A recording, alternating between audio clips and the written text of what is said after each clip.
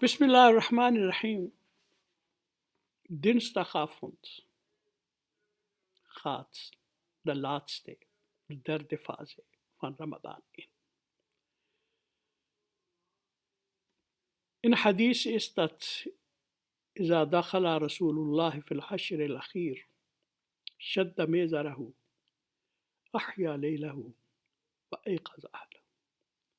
Wanneer de laatste fase van Ramadan begon, was de heilige profeet sallallahu ta'ala alayhi wasallam het meest actief.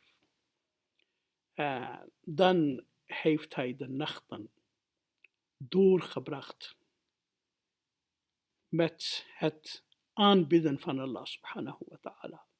Om met Allah subhanahu wa ta'ala contact te verbeteren. En dat deed hij niet alleen. Hij heeft dan ook zijn familieleden en naasten gevraagd om het te doen. In die nachten, één van nacht, oneven nacht, die is Laylatul Qadr. Laylatul Qadr betekent waardevolle nacht. En wat is de waarde van dat nacht? Allah subhanahu wa ta'ala zegt, Laylatul Qadr khayrun min alfi shahr. Laylatul Qadr is beter dan 1000 maanden. Dames en heren, het is niet gelijk aan 1000 maanden. Beter. Hoeveel beter? 2 keer, 3 keer, 4 keer. Nee, het is kwestie van genade van Allah subhanahu wa ta'ala. En de heilige profeet Mohammed sallallahu ta'ala alayhi wasallam heeft ook gezegd, Man qama laylat al-qadr imanan wa ihtisaba, ghufira lahu ma taqaddama min zambi. Iemand is bezig om zijn contact met Allah subhanahu wa ta'ala te verbeteren met rituelen, met ibadat.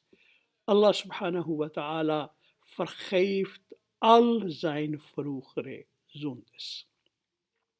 al-Mu'minin Sayyida Aisha as-Siddiqa radiyallahu ta'ala anha vroeg, Ja Rasulallah, als ik 1 keer Laylatul Qadr meemaak, wat moet ik aan Allah subhanahu wa ta'ala vragen? Hij zei, zeg, Allahumma innaka afuwun karimun tuhibbul afwa fa'fu anni ya ghafoor. O Allah, u bent vergevensgezind. Vergeef mij zondes. Dat betekent, dat is een moment om over ons verleden met Allah subhanahu wa ta'ala in gesprek te gaan.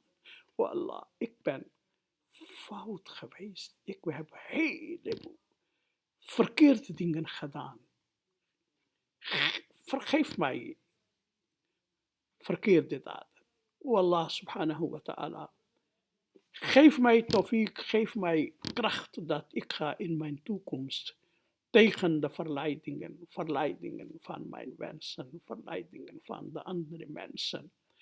Maak mij sterk tegen die alle soort verleidingen. En maak mij een goede persoon en gehoorzame dienaar van Allah subhanahu wa ta'ala. En goede persoon voor mijn ouders, voor mijn andere familieleden, voor mijn buurtbewoner. Dat is een moment van bezinning. Dat is een moment van evaluatie. En ik hoop dat dit is niet de laatste kans voor ons. Maar wie weet, wie gaat tot volgende jaar leven? Dan, ik zeg altijd, gebruik die dagen als een laatste kans. Ik ga die kans niet missen. Zo, beste broeders en zusters, die laatste dagen gaan dinsdagavond in. Maak nuttig gebruik van die 9 of 10 dagen. Moge Allah subhanahu wa ta'ala mij ook gelegenheid schenken om nuttig en zinvol gebruik maken van die dagen. En ook al mijn broeders en zusters. Assalamu alaikum wa rahmatullahi ta'ala wa barakatuh.